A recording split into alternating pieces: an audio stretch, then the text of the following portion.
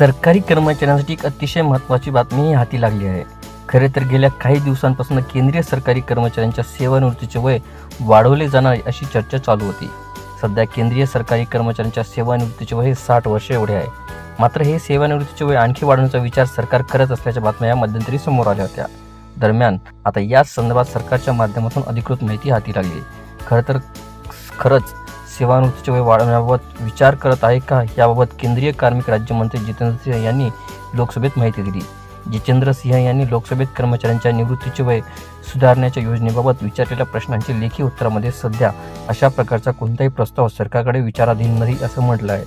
बुधवारी संसदेच्या कनिष्ठ सभागृहात विचारलेल्या एका प्रश्नाच्या उत्तरात जितेंद्र सिंह यांनी ही माहिती दिली. कामाच्या गरजेच्या आधारे नागरी सेवांमध्ये तरुणांना रोजगार देण्यासाठी सरकार धोरण तयार करणे आणि इतर उपाययोजना तयार करण्यात गुंतले आहे असे त्यांनी सांगितले. सिंह म्हणाले की वेळोवेळी केंद्र सरकारच्या मंत्रालये आणि विभागांना रिक्त पदे कालबद्ध पद्धतीने भरण्याच्या सूचना देण्यात आल्या आहेत. ते म्हणाले की केंद्र सरकारचे सर्व मंत्रालये, विभाग, केंद्रीय सार्वजनिक क्षेत्रातील उपक्रम, स्वायत्त संस्था आणि शिक्षण आणि आरोग्य क्षेत्रातील संस्थांमध्ये मिशन मोडमध्ये रिक्त पदे भरण्यासाठी रोजगार मेळावे आयोजित करत आहोत, ज्यामुळे तरुणांना प्रशासकीय सेवा मिळू शकते. एकीकडे केंद्रीय सरकारी कर्मचारी सेवानिवृत्तीचे वय 60 वर्षे एवढे आहे, तर महाराष्ट्र राज्य शासकीय सेवेत कार्यरत असणाऱ्या कर्मचाऱ्यांच्या सेवानिवृत्तीचे वय 58 वर्ष आहे. यामुळे केंद्रीय सरकारी कर्मचाऱ्यांच्या धर्तीवर महाराष्ट्र राज्य शासकीय सेवेत कर्मचाऱ्यांच्या सेवानिवृत्तीचे वय देखील 60 वर्ष झाली पाहिजे अशी मागणी राज्य सरकारी कर्मचारी संघटनेच्या माध्यमातून गेल्या काही वर्षापासून सातत्याने उपस्थित केली जात आहे.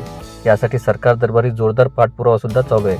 महत्त्वाचे म्हणजे सरकार देखील याबाबत सकारात्मक विचार करण्याच्या तयारीत आहे. परंतु याबाबतचा अंतिम निर्णय कधीपर्यंत होणार, सरकारी कर्मचाऱ्यांचे सेवानिवृत्तीचे वय 60 वर्षे कधी होणार, हा मोठा प्रश्न अजूनही कायमच राहिलेला आहे. पण आता सध्या तरी सरकार हे स्थापन झालेले आहे. लवकरच सरकार हा निर्णय पॉझिटिव्ह पद्धतीने घेईल अशी आपण आशा बाळगायला काही हरकत नाही. आपल्याला व्हिडिओ आवडले असल्यास चॅनलला नक्कीच लाईक, शेअर आणि कॉमेंट्स करायला विसरू नका.